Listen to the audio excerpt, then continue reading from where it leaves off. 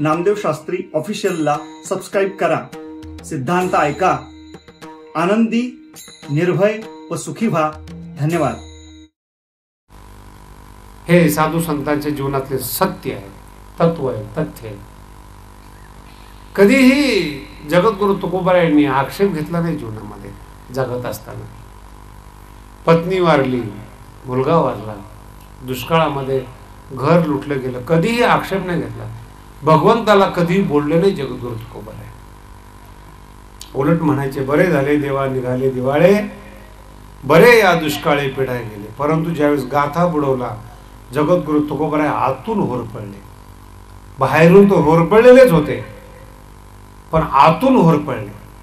माझ्या जीवनाचं सार, माझं विचार धन, माझं शब्द धन, जे येणाऱ्या लोकांसाठी, येणाऱ्या साधकांसाठी, येणाऱ्या महाराष्ट्रासाठी जी माझं आयुष्य जाळून, संसार जाळून मी एकत्र केलेला आहे, तो जर गाथा बुडत असेल पाण्यामध्ये तर माझ्या जीवनाला अर्थ नाही. म्हणून एक शिला आहे, दगड आहे. जसं माणूस शेतात बसत असताना दगडावर बसतो, अशा पद्धतीनं त्या डोहाच्या शेजारी एक दगड होता.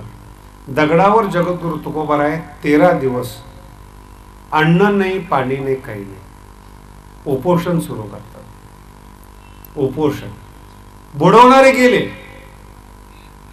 बुडवणाऱ्याचा काही प्रश्न नाही, पण जगद्गुरु तुकोबाराय उपोषण भगवंतासाठी सुरू करतात की देवा, कुठेतरी तुझं अस्तित्व दिसलं पाहिजे. सगळेच जर अन्याय मी सहन केले, सगळेच दुःख जर मी सहन केले, तर समाजाचा विश्वास उडून जाईल देवावरचा. एखादा चमत्कार, एखादी चमत्कारिक घटना घडलीच पाहिजे. कुठल्या अस्तित्वाने आम्ही तुला स्वीकारावं. म्हणून 13 दिवस जगद्गुरु तुकोबाराय काहीही अन्न पाणी न खाता उपोषण करतात. आणि मग तो गाथा जसा तसा पाण्यावर तरंगू लागतो. संताजी महाराज जगडाने केलेला जो गाथा होतो तो त्यांच्याकडे होता. जो तरलेला गाथा आहे आजही देऊच्या मंदिरामध्ये सुरक्षित आहे. ज्यांना पाहायची इच्छा असेल, तुकोबारायांनी आपल्या हस्ताक्षरामध्ये जे अभंग लिहिलेले ते जसेच तसे अजूनही ठेवलेले आहे. आणि परंपरागत कथा आहे, परंपरेनं चालत आलेली कथा आहे, गावकऱ्यांनी चालत आलेली कथा आहे. आणि तो गाथा तुम्हाला जर गेला देऊमध्ये पाहायला लिहिलेलं आहे तिथे. आणि तो गाथा तरल्यानंतर आनंद झाला नाही महाराज तुकोबारायांना. हे साधूच्या जीवनातलं फार मोठं वैशिष्ट्य आहे. गाथा तरल्यानंतर आनंद झाला नाही. स्वतःला जगद्गुरु तुकोबारायांनी शिव्या द्यायला सुरुवात केली की एक भगवंत आहे, भगवंतानी आपल्याला प्रतिभा दिलेली आहे. एक गाथा बुडाला तर आपण दुसरा केला असता, पण 13 दिवस उपाशी राहून भगवंताचा अंत म्या पाहिला. तुकोबारायांचे शब्द आहेत, थोर अंत म्या पाहिला. भगवंताचा अंत पाहिला आणि भगवंताला त्रास दिला आणि तो गाथा वर काढायला लावला. त्याच वेळेस जगद्गुरु तुकोबाराय भगवंतापुढे शपथ घेतात, इथून पुढं आकाश जरी माझ्या अंगावर कोसळलं तरी मी तुला हाक मारणार नाही, तुला संकट टाकणार नाही. माझं गाथ्यावर प्रेम होतं म्हणून मी अंत पाहिला, गाथा वर आला, पण तुला या सृष्टीतून प्रगट करणं आणि तुझ्या हातून हे काम करून घेणं भगवंता, हे भक्ताला रुचत नाही. प्रेमामुळे मी तुला संकटामध्ये टाकलं, माझी शक्तीपणाला लावली, पण हे माझं जीवन नव्हतं. एखाद्याला आनंद झाला असेल, एखाद्याला बरं वाटलं असतं की एवढा मोठा चमत्कार झालाय. साधूचं अंतःकरण नाहीये. प्रेम याच्याकरता नाही करायचंय की समोरचा संकट झाला पाहिजे. म्हणून प्रवचनाच्या प्रारंभी मी तुम्हाला ह्या सिद्धांताचं स्पष्टीकरण केलं. प्रेम आनंद देणारी वृत्ती आहे, प्रेम संकटात टाकणारी वृत्ती नाही. प्रेम जीवनाला शांत करणारी वृत्ती आहे. समोरचा प्रेमाबदल्या प्रेम देतो, पण आपलं प्रेम त्या पद्धतीचं पाहिजे. जगद्गुरु तुकोबाराय अनेक अभंग पश्चातापाचे लिहिले. गाथा तरला म्हणून जगाला आनंद झाला. जगद्गुरु तुकोबाराय म्हणतात, माझ्या भक्तीचा अंत म्या पाहिला. एवढ्या मोठ्या ईश्वराला मी त्रास दिला, एवढ्या मोठ्या जगाला त्रास दिला. तो जगद्गुरु तुकोबारायांच्या अंतःकरणाचा एक भाग आहे. पण तो तरल्यामुळे 400 वर्षापासून आतापर्यंत तुम्ही आम्ही जगद्गुरु तुकोबारायांच्या विचारानं तरतोय. आपण ती विचारधन आपल्या समोर असल्यामुळे अभंगातून जगद्गुरु तुकोबाराय आपल्याशी बोलतायत, संवाद करतायत आणि त्यांच्याच विचाराने आपल्या बुद्धीमध्ये बदल होतो, जीवन बदलावंसं वाटतं. हे जगद्गुरु तुकोबारायांची तपश्चर्या आहे. गाथा म्हणजे त्यांचं प्रेम आहे, त्यांचा आत्मा म्हणजे गाथा आहे. जो तरला आणि संसारातून आपल्याला तारण्याकरता सिद्ध झाला, तोच गाथा आपल्याकडे चालू आहेत, ते विचार आपल्याकडे चालू आहेत. तुम्ही ऐकत आहात. आपली वेळ थोडीशी मध्यंतराची झालेली आहे. 1-2 अभंग होतील, नंतर आपण पुन्हा एकदा जगद्गुरु तुकोबारायांच्या विचाराच्या दिशेने आपण प्रवास करू. समाधान मिळालं नाही, लक्षात येतं की नाही, असं काही नाहीये. आपल्या नवऱ्याचं मोल आपल्याला कळायला पाहिजे. पाठवलं नवऱ्याच्या पाठी. जीवनाला एक असा दृष्टिकोन दिला जातो. इथं आध्यात्मिक रामायण जे आहे ते थोडंसं वेगळ्या पद्धतीचं आहे. राम हे ईश्वर आहेत आणि लक्ष्मण संत आहे. मूर्तिमंत वैराग्य मानलं जातं लक्ष्मणाला. कदाचित योगायोगाने देव जर तुमच्या जीवनात नसेल, काही फार फरक पडत नाही. संत असले पाहिजे, तुमचं रक्षण करतात संत. रामचंद्र प्रभू हरणाच्या मागे जातात, पण संत आहेत, लक्ष्मण आहेत. आणि वाल्मिकाने फार सुंदर वर्णन केलेलं आहे त्या ठिकाणी. आवाज येतो, धाव लक्ष्मणा, धाव लक्ष्मणा.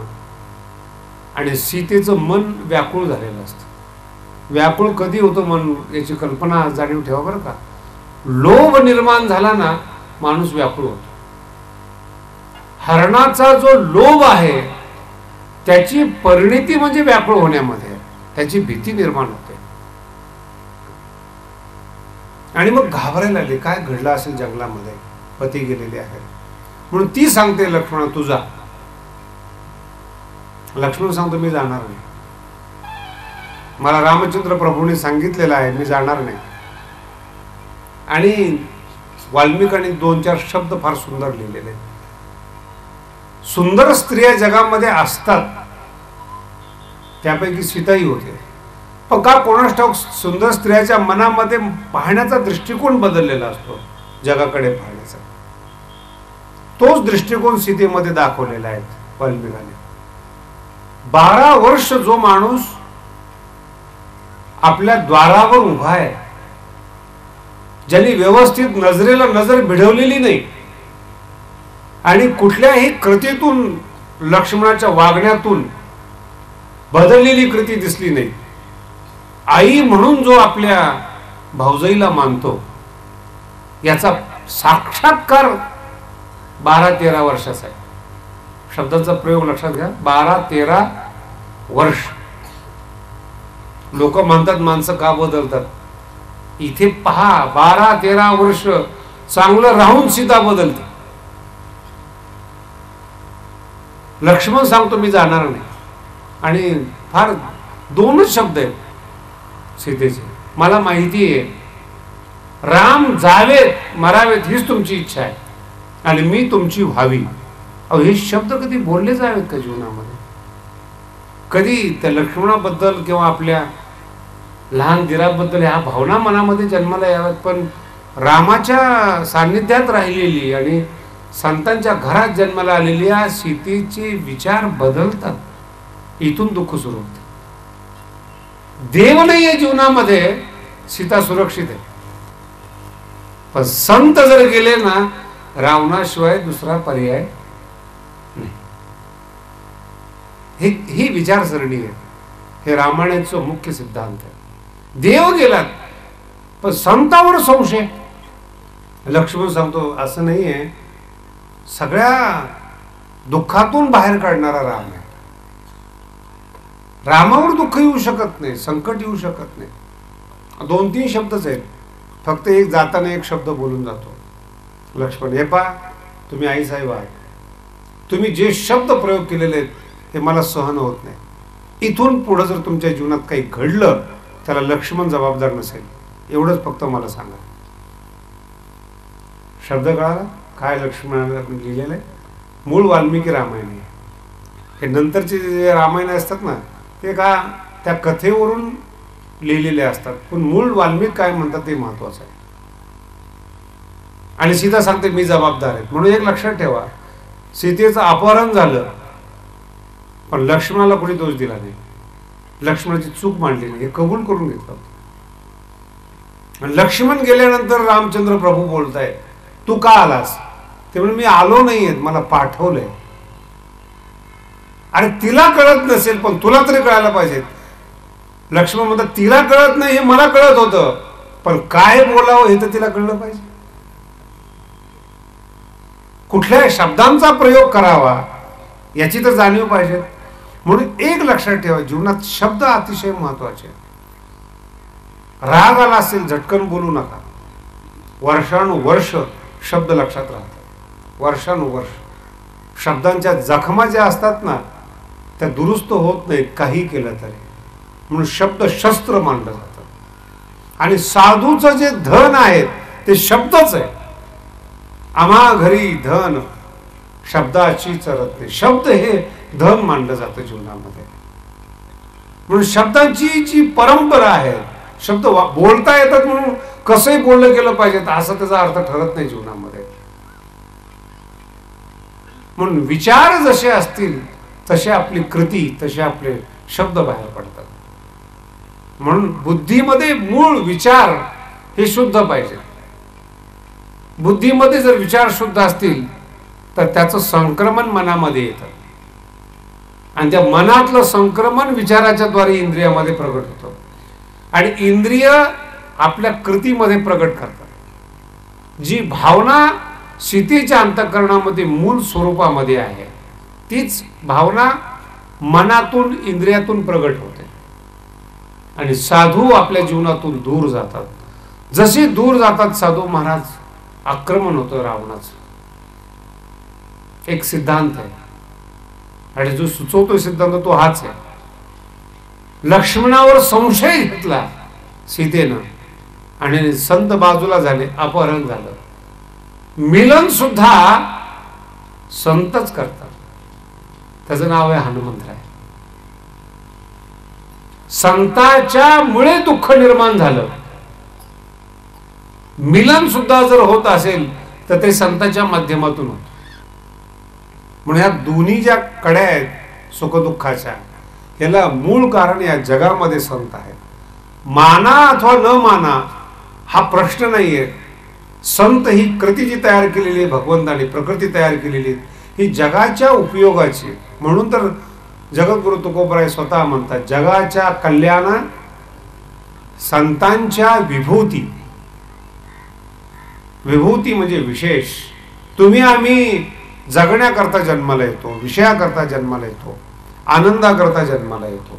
तुमचं आमचं जगणं हे फार सामान्य आहे. याच्याकरता संत जन्माला येत नाहीत. जगाच्या कल्याणाचा हेतू ठेवून संत अवतरित होतात, अवतार होतात, या जगामध्ये राहतात. म्हणून जगातल्या लोकांनी जर साधू संतांनी जर त्रास दिला तर फार विशेष मानत नाही. आपण होऊन ठरवलेला आहे. विंचवाच्या पेवामध्ये जर एखाद्याने हात जाणीवपूर्वक घातला आणि जर एखाद्या विंचवानी नांगी मारली तर त्या विंचवावर रागवण्याचं काही काम नाही आहे.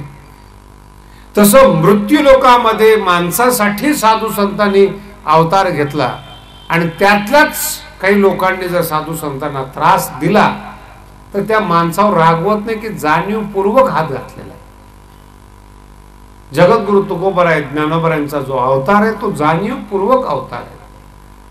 माणसं सहज आहेत, पण माणसं काही जाणीवपूर्वक त्रास देतात असं नाहीये. शब्द ऐका बरं, त्रास देणारा जाणीव. कारण की संतासारखं व्यक्तिमत्व त्याला दिसतच नाही कुठे. शिव्या दिल्यानंतर हसतो असा माणूस क्वचित एखादा भेटतो बरं. म्हणून साधूला शिव्या दिल्यानंतर हसल्यानंतर जरा विशेष वाटतं. साधू कधीतरी जीवनामध्ये भेटतात.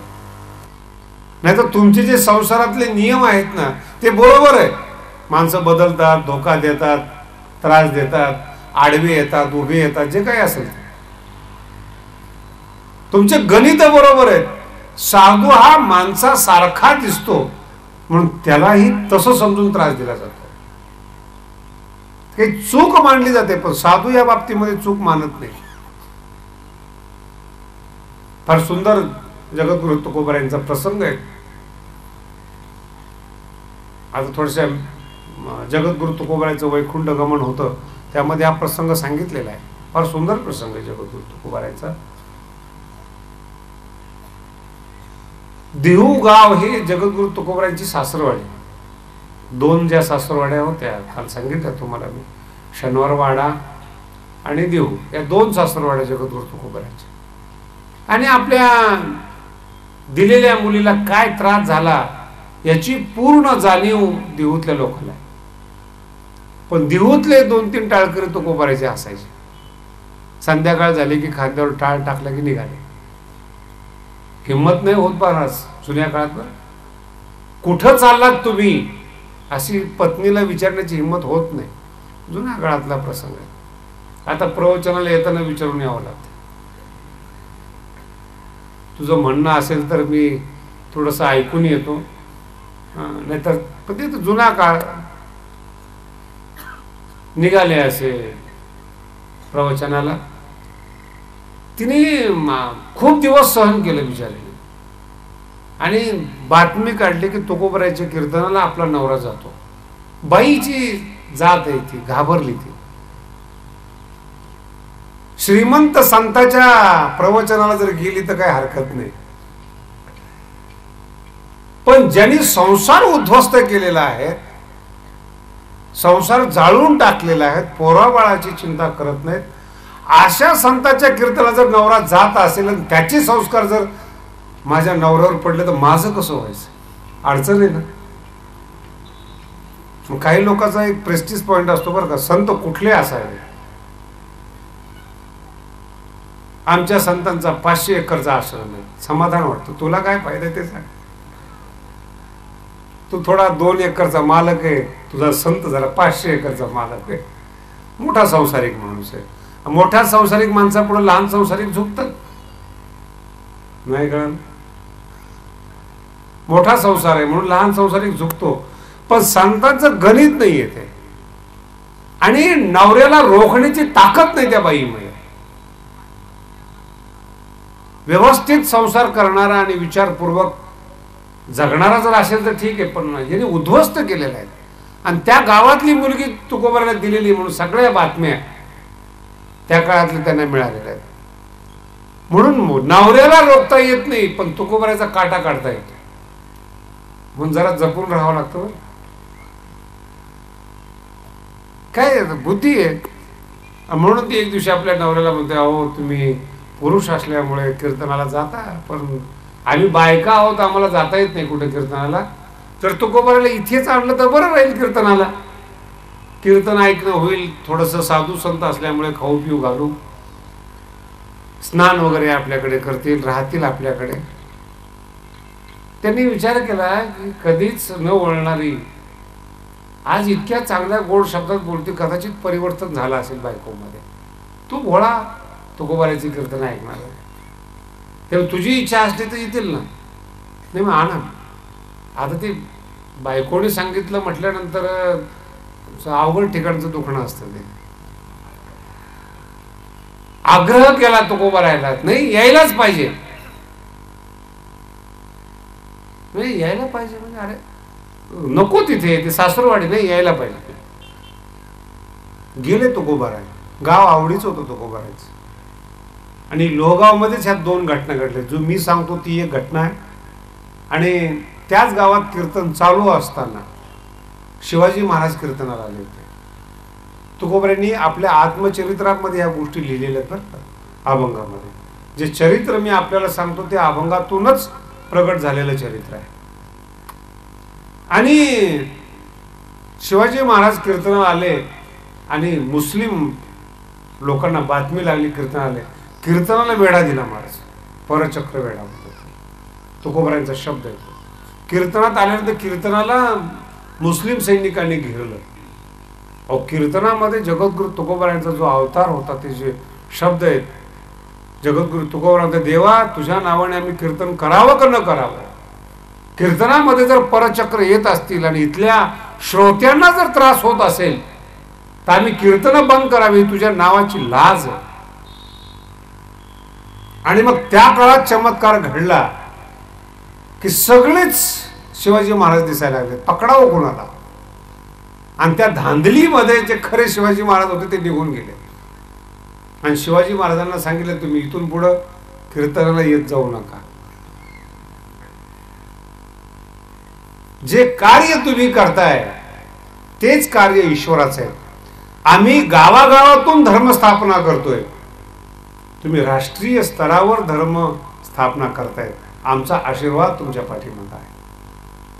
तुम्ही जे कराल त्यात तुम्हाला यश मिळावं ही आमची प्रार्थना आहे आमच्या देवाजवळ.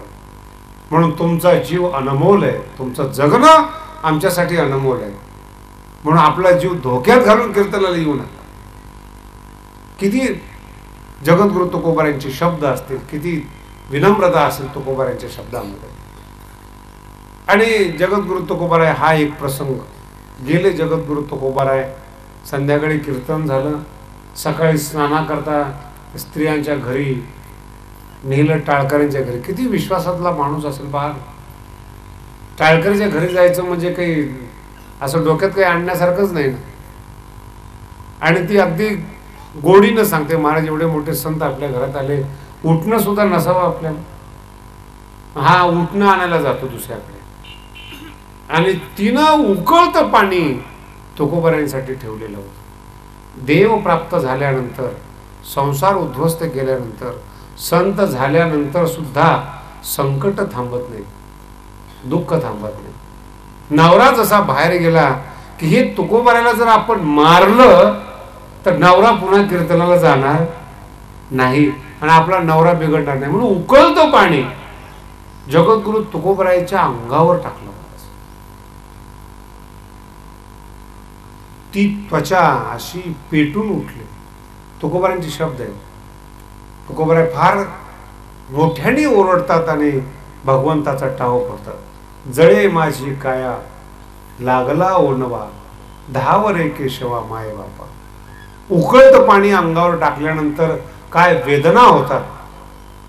पाणी थोडंसं जर जास्त गरम झालं असेल आणि त्यामध्ये जर हात बुडवला तर बोटाला त्रास होतो. आणि ते उकळतं पाणी अंगावर जगद्गुरु तुकोबारायांच्या पडतं आणि भगवंताचा धावा करतात. आणि पूर्ण कांती रोमावळी शब्द वापरलेले.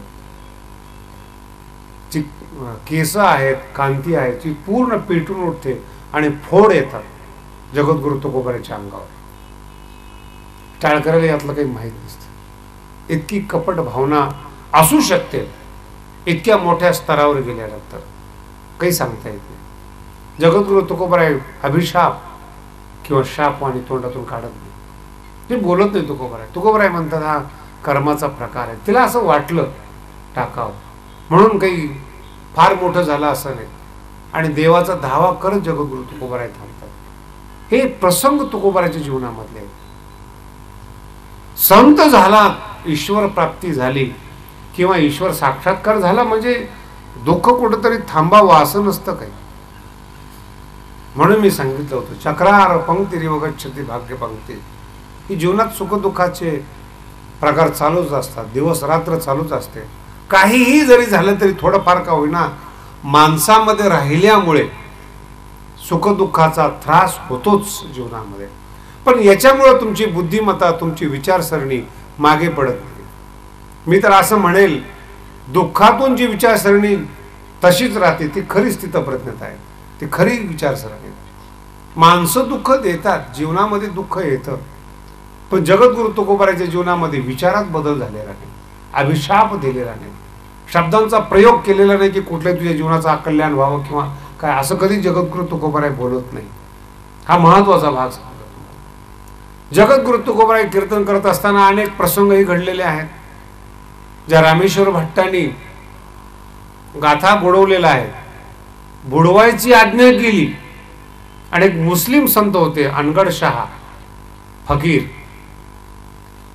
त्यांनी असं ठरवलं होतं की ही जी विहीर आहे त्याच्यामध्ये मीच फक्त एकट्याने आंघोळ करायची, दुसऱ्याने करायची नाही, शुद्धता. रामेश्वर भट्टाची संध्याचा टाइम झाला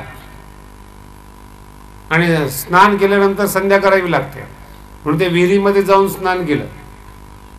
आणि फकीरांनी पाहिलं. काय चमत्कारिक असतात बघा जगद्गुरु तुकोबाराच्या जीवनातल्या कथा सुद्धा.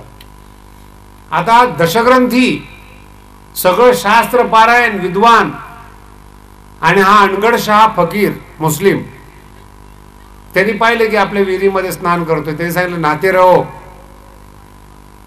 नाते रहो म्हटल्याबरोबर ते बाहेर निघाले की अग्नी यायचा, शरीराची लाई व्हायची. बाहेर निघाले की वेदना व्हायची. आता पाण्यात किती वेळ राहणार महाराज, ओले पण किती वेळ ठेवणार. रामेश्वर भट्ट पण कट्टर होते, मुस्लिमाला शरण गेले नाही, अनगड शहाची माफी नाही मागितली. तू असशील मोठा संत, दिला असेल मला शाह, पण म्हणजे मी माफी मागणार नाही, आमची देखील संत आहे. म्हणून अंगावर ओलं वस्त्र ठेवून शिष्य सतत पाणी ओतायचे. ओला असले की दाह होत नसे, कोरडा झाला की दाह व्हायचा. तशा अवस्थेमध्ये आळंदीला आले रामेश्वर भट्ट आणि आळंदीमध्ये साधना केली. दयाली ज्ञानोबा राहिला. ज्ञानोबांनी सांगितलं अंगाचा जो दाह झालेला आहे तुझ्या, ते अनगडशहा फकीराच्या सांगण्यामुळे झाला नाही, तुकोबारांचा अपराध केला म्हणून झालेला. अनगडशहाचे शब्द हे निमित्त मात्र आहे, परंतु जे घडा भरला होता तो एक गाथा तू बुडवायला हवा. म्हणून तुला सांगणं असं आहे, ज्याचा अपराध केलाय त्याच्या पायाला स्पर्श कर, कल्याण होईल तुझं. भगवान श्री ज्ञानोबारांनी सांगितलेला दृष्टांत आहे. कोण ह्याच्या पुढे कोण आहे, ज्ञानोबारांच्या पुढे कोण. आणि रामेश्वर भट्ट परत देहूला जात आहेत आणि जगद्गुरु तुकोबाराच्या चरणाला स्पर्श करत आहेत. ब्राह्मणातले अत्युच्च, पुण्या परिसरातले सर्वोच्च, राजकीय दृष्ट्या सामाजिक दृष्ट्या सर्वोच्च मानकरी ब्राह्मण सहसा दुसऱ्याच्या पाया पडत नाही, आशीर्वाद देत.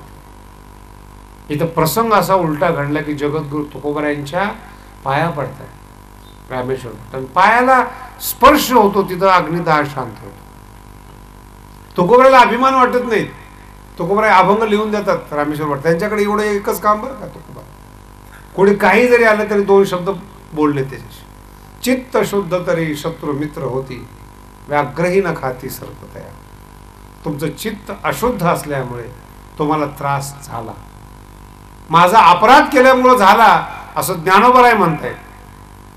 पण माझा अपराध करण्याची जी बुद्धी सुचली ते तुमचे विचार चक्र चुकीचं आहे, विचार चुकीचे आहे तुमच्या जीवनात. लक्षात येते काय म्हणलं. अंगाचा दाह हे विचारामुळे घडतो जीवनामध्ये. 4 वेद आणि 6 शास्त्र असताना देखील तुमचे बौद्धिक विचार चांगलेच असतील असं सांगता येणार नाही. शास्त्रांचा अभ्यास एक व्यवसाय असेल, लक्षात द्या काय बोलतो मला. कुठलेही अत्युच्च विचार किंवा अत्युच्च तंत्रज्ञान हा व्यवसायाचा भाग असेल, पण बौद्धिक विचार हे तुमचे स्वतःचे, जगण्याचे विचार तुमचे स्वतःचे. गाडी चालवण्यामध्ये, गाडी बनवण्यामध्ये, विमान बनवण्यामध्ये एखाद्याकडे तंत्र अवगत असेल, पूर्णपणे निष्णात त्याच्यामध्ये असू शकतात तांत्रिक विश्लेषणामध्ये, पण याचा अर्थ संत म्हणून किंवा विचार म्हणून चांगले असतील असं काही सांगता येत नाही. विचार करणं व्यवसाय असणं हा व्यावसायिक विचार झाला, पण व्यक्ती म्हणून ज्यावेळेस तुम्ही विचार करता, तुमचे संबंध कसे, तुमचे विचार कसे, माणसाबद्दल तुमचे विचार कसे आहेत. कधी कधी आम्ही पाहतो श्रीमंत माणसामध्येच दुष्टपणाचे व्यवहार आढळतात. आज भारताला काही गरीब लोक लुटतात असं थोडंच. गडगंज श्रीमंत झालेली लोकच देशद्रोही आहेत. सामान्य माणसं शेत साऱ्यापासून भरले जातात. सर्वसामान्य जनता जी आहे ती टॅक्स भरते. बुद्धिमान आणि श्रीमंत लोकांमध्ये देशाविषयी प्रेम किंवा आस्था नाही. उलट या देशामध्ये आर्थिक अपराध करून परदेशामध्ये आपण जाऊन स्थिर होऊ ह्या भावना इथे जन्माला आलेल्या लोकांच्या मनामध्ये येतात. हे बौद्धिक विचार आहेत. शब्दाचा अर्थ लक्षात ठेवा. म्हणून अशी विचार करणारी माणसं अत्यंत बुद्धिमान, श्रीमंत आणि विचारवाले जरी असले तरी त्याला मनुष्य म्हणून मान्यता देता येत नाही. माणसं म्हणून त्यांना स्वीकारत नाही. या देशात जन्माला येऊन या देशाकरता ज्या शहीदांनी प्राण गमावलेले आहेत, जे सैनिक या देशाची रक्षा करत आहेत, जी लोक देशासाठी प्रयत्न करत आहेत, त्यांना ती मानवंदना केली जाते. फरक लक्षात ठेवा काय बोललो. देशातले श्रीमंत माणसं देशात भ्रष्टाचार करून परदेशात जात आहेत. या देशात जन्माला आलेले शहीद आणि सैनिक लोक देशासाठी प्राण देत आहेत. मानवंदना त्यांची असते. पैसा कमवला आणि दुसऱ्या देशात गेलात, त्या दुसऱ्या देशातल्या लोकांना अक्कल नाहीये का? जिथे जन्माला आला तिथे जर गद्दारी करतो तो काय आपल्या देशाला तारणार आहे? त्याला जाणीव नाही का? त्याला ओळखता येत नाही. ही लोक हुशार असतात. आणलाय ना पैसा, राहा इथे, 2 गुंठे जागा द्यायला काय हरकत नाही, इथे मर, इथेच पैसा ठेवून जा. कसा टॅक्स तुझ्याकडून काढायचा ते आम्ही, तुझ्या देशातले नियम वेगळे, इथले नियम वेगळे. जिथे जन्माला येतो त्या माणसाबरोबर आपलं प्रेम नाही, त्या देशावर आपलं प्रेम नाही, त्या व्यक्तीवर आपलं प्रेम नाही, त्या परिसरावर प्रेम नाही आहे. आणि बोलायला जर गेलं तर त्याचं म्हणणं असं, काय दिलं लोकांनी, तू आहेस कोण द्यायला? लोक प्रेम देत नाहीत भारतातले असे नाहीत बरं का. 400 वर्षानंतर जगद्गुरु तुकोबराची जन्मशताब्दी महाराष्ट्र साजरी करतोय. ज्ञानोबरांची ज्ञानेश्वरीची सप्तशताब्दी संपूर्ण महाराष्ट्राने साजरी केली.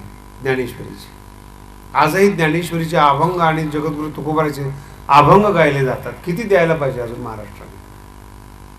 संपूर्ण जगात नाव नाही असं नाही, प्रेम करतात ना, असं पटलं पाहिजे लोकांना. म्हणून हे पटण्याकरता विचार चक्र आपल्या जीवनामध्ये अत्युच्च कोटीचे पाहिजे, ते साधू संतांच्या जीवनामध्ये असतात. आणि एकदा विचार चक्र बदल म्हणून पुन्हा एकदा स्पष्ट करू सांगतो, व्यावसायिक विचार चांगले असणं हे जगण्यासाठी साधन म्हणून ठीक आहे, पण व्यक्ती म्हणून विचार चक्र तुमचे चांगले पाहिजेत. मनुष्य म्हणून तुमच्यामध्ये विचार चक्र पाहिजे. साधू म्हणजे आपल्याला मिळालेलं ज्ञान वाटणारा, आपल्याला मिळालेला बोध वाटणारा, आपल्याला मिळालेला आनंद वाटणारा साधू, आणि आपल्याला मिळालेलं स्किल, कौशल्य विकणारा म्हणजे व्यावसायिक. हा दोघातला फरक. परमार्थातली कुठलीही गोष्ट जगद्गुरु तुकोबारायांनी लपवून ठेवलेली नाही. जे मिळालं, जसं मिळालं, जशा पद्धतीने मिळालं, समाजाला अर्पण केलं. अभंग लिहित असताना सुद्धा जगद्गुरु तुकोबाराय असं म्हणत नाही की माझं कौशल्य आहे, तुका म्हणे माझं बोलवितो देव, बोलवितो देव, बोलतोय आहे असं नाही. हे जगद्गुरु तुकोबाराची विचारसरणी. बोलवितो देव, अर्थगुह्य भाव तोची जाणे. काय असेल याच्यामध्ये तथ्य ते भगवंताला माहिती. माझं कौशल्य नाही आहे, अभंगाची रचना माझा व्यवसाय नाही आहे. जे सुचवलं भगवंताने, जे मुखातून आलं ते मी माझ्या मुखातून प्रगट केलं. म्हणून व्यक्तिगत विचारसरणी उच्च असणं हे संतत्वाचं लक्षण, आणि त्याच विचारसरणीप्रमाणे कृती असणं ही साधूची विशेषता आहे. म्हणजे पहिल्यांदा आपले विचारचक्र चांगले असावेत आणि विचाराप्रमाणे कृती असावी. हा मानवी जीवनातला दुसरा टप्पा आहे. आणि तिसरा टप्पा आहे हृदय हे प्रेमाने ओथंबलेलं पाहिजे. जगद्गुरु तुकोबारायांची सगळ्यात मोठी विशेषता. पुन्हा एकदा हे 3 दिवसाचे विषय संक्षिप्त रूपाने आपल्याला सांगतो. शरीर चांगलं असलं पाहिजे, शरीराला चालवणारं मन हे अत्युच्च पाहिजे, मन करारे प्रसन्न. आणि आजचा जो विषय सांगितला ते व्यक्तिगत बुद्धीचे विचार, बौद्धिक विचार हे शुद्ध पाहिजेत, व्यापक पाहिजे आणि विशाल पाहिजे. मनावर जशी बुद्धी नियंत्रित करते तसे बुद्धीतले विचार सगळेच असतात. वाईटही विचार बुद्धीमध्ये असतात आणि चांगलेही विचार बुद्धीमध्ये असतात. या चांगल्या विचाराचा विनियोग जीवनात झाला पाहिजे याच्यावर नियंत्रण करणारं हृदय असतं. आणि ते हृदय साधूचं प्रेमानं ओथंबलेलं असतं. त्या हृदयाचा विचार उद्याच्या चिंतनामध्ये होणार आहे. आपण जगद्गुरु तुकोबारायांचा गाथा जो सारांश रूपाने ऐकत आहात त्याचं सार प्रमाणातून मी आपल्या पुढं मांडतोय. कसे विचार, कसे मन, कसं शरीर असलं पाहिजे, तसं हृदय कसं असलं पाहिजे आणि हृदयाचं अस्तित्व काय, कशा पद्धतीने हृदय चालतं. आणि थोडासा खोल विषय आहे पण खूप चांगला विषय आहे. त्या हृदयावर आपण उद्या विचार करू. इथेच आज आपला वेळ थांबवतोय. पुंडलिक वरदे हरी विठ्ठल श्री.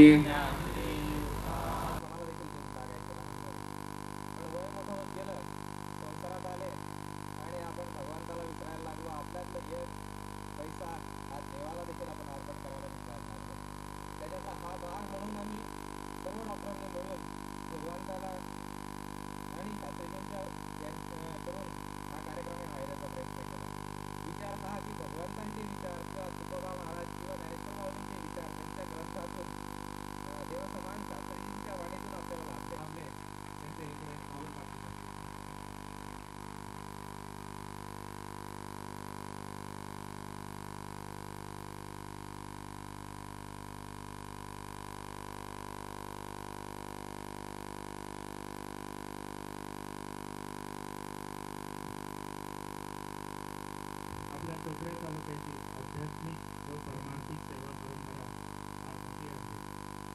आज ब्रह्मचारी परमपूज्य योगीजी महाराज, थोर तीर्थंकर बाबा सातारकर महाराज, रामराव महाराज आदींच्या परमार्थ साधनेचा लाभ आपल्या शहर व तालुकावासियांनी याआधी घेतलेलाच आहे.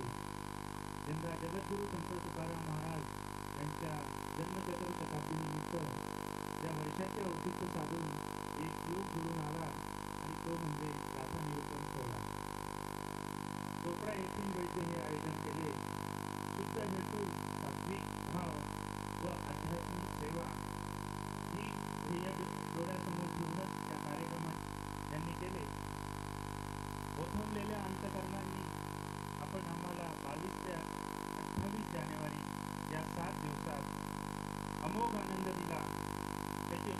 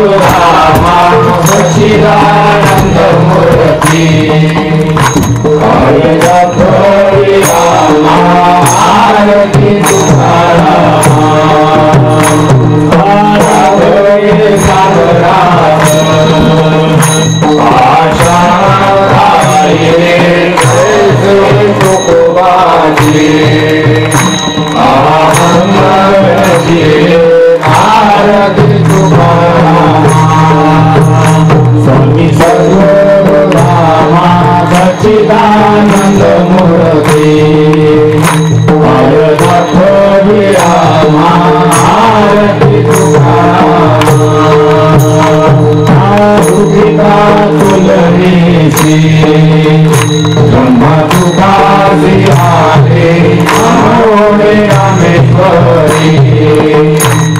हरी मस्त देवीचे आरती तुकाराम स्वामी सद्गुरुरामा सच्चिदानंद मूर्ती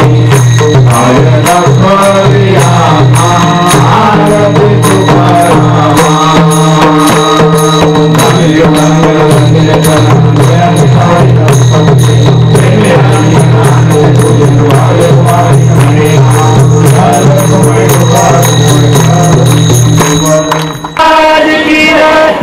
नामदेव शास्त्री ऑफिशियलला सबस्क्राईब करा. सिद्धांत ऐका. आनंदी, निर्भय व सुखी व्हा. धन्यवाद.